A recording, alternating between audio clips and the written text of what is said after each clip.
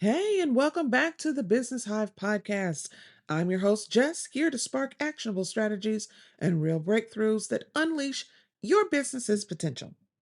If you're here, you probably care about making your marketing actually work, not just throwing content into the void and hoping something sticks. And today, we're talking about the one digital growth mistake I see businesses make over and over again. It's something that stalls lead generation, it chokes conversations, and it will keep your business stuck in a cycle of working harder instead of smarter. And no, it's not posting enough or not running enough ads. If that were the problem, every business that poured money into Facebook or LinkedIn would be rolling in leads, and that's just not the case. The mistake is that businesses treat their marketing like a series of isolated tactics instead of an interconnected system. They chase visibility but neglect the actual experience. So I'm going to break this down. And more importantly, I'm going to talk about how to fix it. Let's get into it.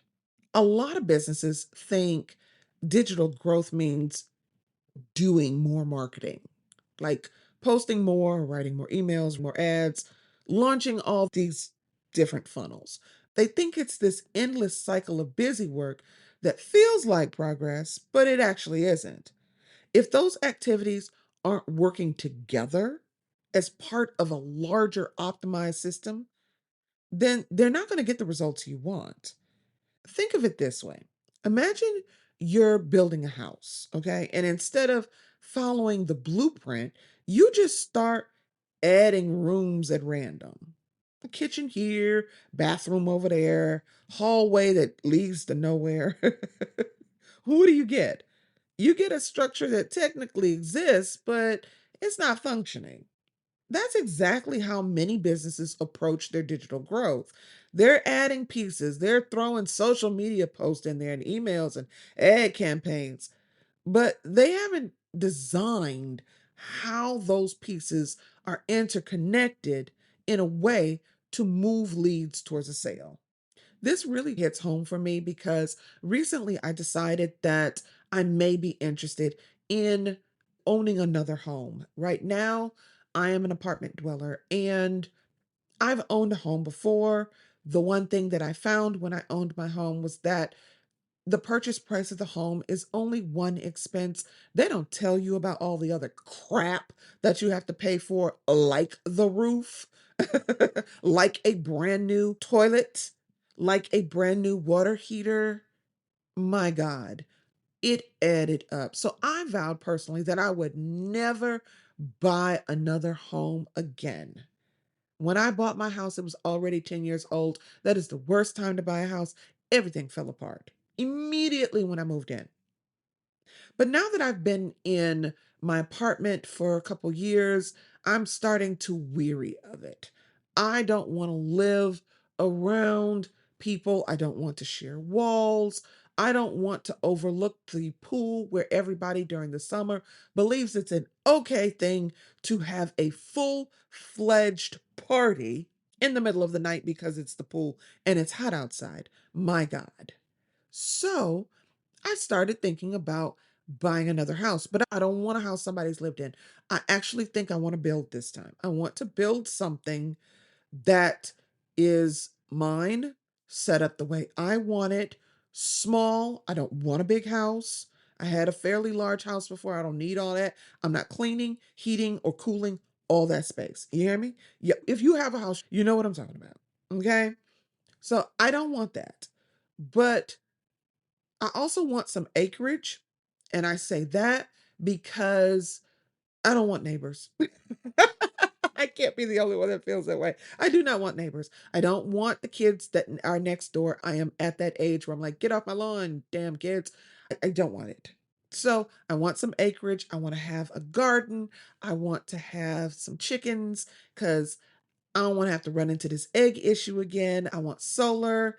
Like, I want a little bit off grid. So I downloaded one of those apps that you can put on your iPad where you are able to build out your own house and you can create the blueprints, right? To anybody out there that is an architect that does blueprints for houses or buildings or anything like that, God bless you.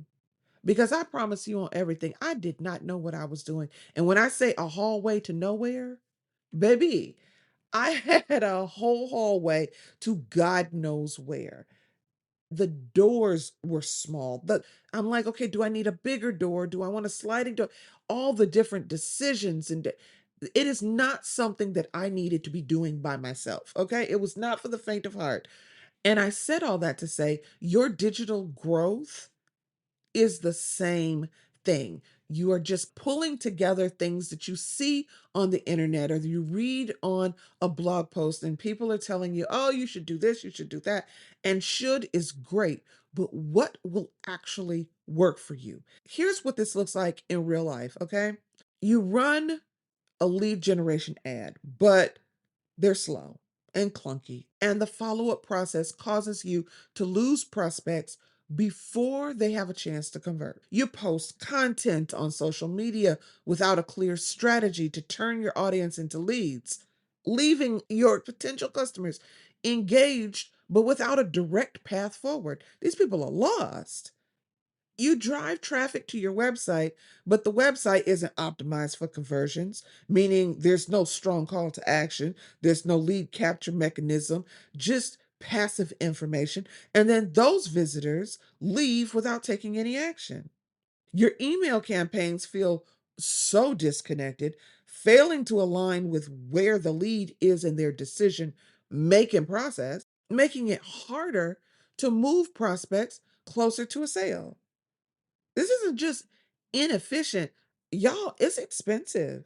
You're paying for traffic, but you're not able to convert that traffic. You're working hard, but seeing minimal return on your investment. And the worst part is that this is completely avoidable. So, what's the solution? Instead of asking, how can I do more? I want you to shift the question to, how can I make the experience better for my customers and potential customers? Because growth happens when your marketing and your sales efforts work together. They need to be working together to guide people through a seamless journey from first touch all the way to final sale. So here's how you fix it. One, you're going to map your lead flow. You've heard me talk about this before, and I talk about it so often because it literally is that important. If you can't visually sketch out how a cold lead becomes a customer in your business, that's your first problem. So I want you to pull out a piece of paper. Pause me. No, because you're going to keep listening and then you're going to forget to do this. So go ahead. Pause me right now, unless you're driving. If you're driving, I need you to get to where you're going. We're not going to do this while driving, people. We're not going to do that. When you get to where you're going, you can do this. But if you are not driving, I want you to pause me and go get a piece of paper or a digital whiteboard or your iPad or whatever, and I want you to map this out. And here's how you're going to do that. Where are your leads coming from? Are they coming from ads? Are they coming from social? Are they coming from specific blog posts? Are they coming from past customers? Where are your leads coming from? And then what's the first thing they experience when they engage with your business? Do they get a response from you? Do they get silence from you? Do they get a welcome packet? What are they getting from you when they first experience your business? Then what's the next step after that? And where are the gaps where your leads are dropping off? So look at the entire process from first touch all the way to you got the credit card number and they just converted. What are the steps and where are the gaps? Where do you see people dropping off? Under normal circumstances, most people are not making it past what?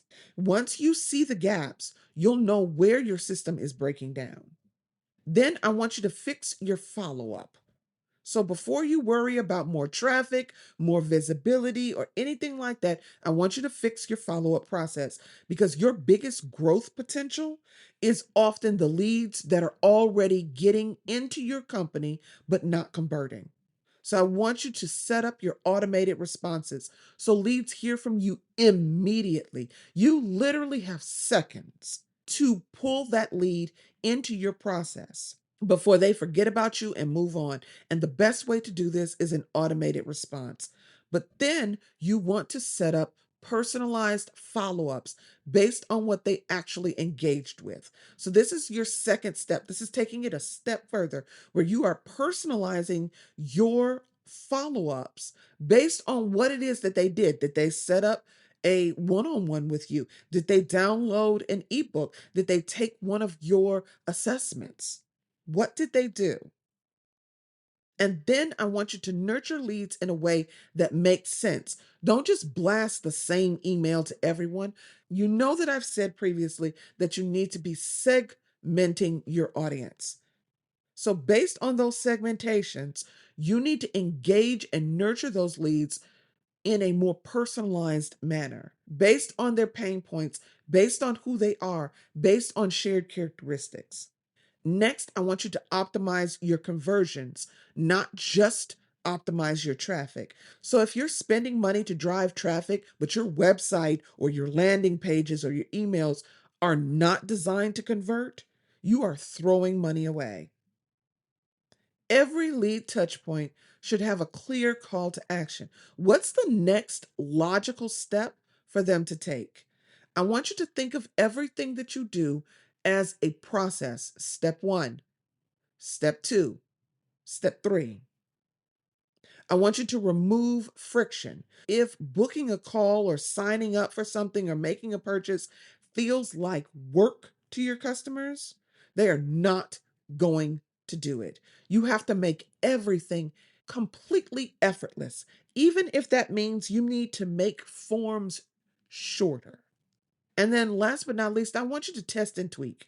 Small changes to your landing page, to your calls to action, to your email sequences can have a huge impact on your conversion rates. You're going to A B test everything. Never, ever stop testing because everything can be improved. One side note about testing: test one thing at a time. I guarantee you that if you test three or four things at a time, something major is going to happen, either good or bad. And because you tested three things, you are not going to know which one made all the difference. So please, I know it feels like it's let's just test everything at once and get to it, but testing one thing at a time is going to be more efficient for what you need. And then lastly, I want you to align your marketing and sales goals. So your marketing efforts should not be focused on vanity metrics. Again, you've heard me say this before: more likes, more reach, even more leads. The goal is qualified leads that actually convert, not how many people like you or like your content. If your marketing is bringing in traffic that isn't closing, that's a systems issue. You need to be defining what a good lead actually looks like for your business. What does a quality lead look like? Who is your real target audience, not your generic target audience? You need to look at using lead scoring or some type of qualification process to focus on high intent prospects. You're not wasting time trying to convert a lead that was never going to convert in the first place. And you want to make sure your marketing and sales messaging aligns. We talked about this a little while ago. If your marketing says one thing and your sales says something completely different, you're confusing people, and that's why you're losing deals. If you take one thing away from this episode, let it be this: more marketing is not the answer. Better marketing is the answer. If your current strategy isn't working, I don't want you to default over to doing more of that.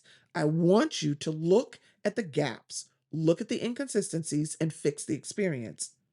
So take 30 minutes this week and do that audit of your lead flow. Look at the gaps, fix your follow up, optimize that conversion, and I guarantee you will see a shift. All right, that's all for today's episode, folks. Thank you so much for listening. And until next week, you know what I always say, stay curious, stay consistent, and do it afraid. Bye, y'all.